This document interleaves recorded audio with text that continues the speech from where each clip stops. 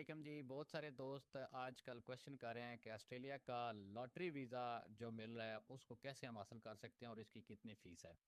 तो ऑस्ट्रेलिया का lottery visa जो हॉलीडे वर्किंग वीज़ा है 462, ये करंटली इसकी एप्लीकेशंस ओपन है 24 जून 2025 से लेके 15 जुलाई 2025 तक।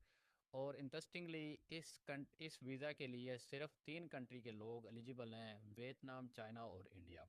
अगर आप पाकिस्तान से हैं तो आप इस वीज़ा के लिए एलिजिबल नहीं हैं, आप अपनी एप्लीकेशन लॉन्च नहीं कर सकते। तो इन कंट्रीज़ के लिए जो वीज़ा की रिक्वायरमेंट है वो आपकी एज 18 से लेके 30 साल तक होनी चाहिए, और इसकी फ़ीस है सिर्फ $25। अभी ये करंटली एप्लीकेशन ओपन है। जो लोग इसकी एप्लीकेशन लॉन्च कर देंगे, 16 जुलाई का पहला राउंड आएगा।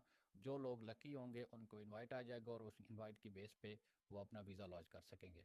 अगर आप पाकिस्तान से हैं तो आप इस वीज़ा के लिए एलिजिबल नहीं हैं, तो प्लीज़ काइंडली इस खुशी से बाहर आ जाएं और आपको ये वीज़ा नहीं मिलेगा।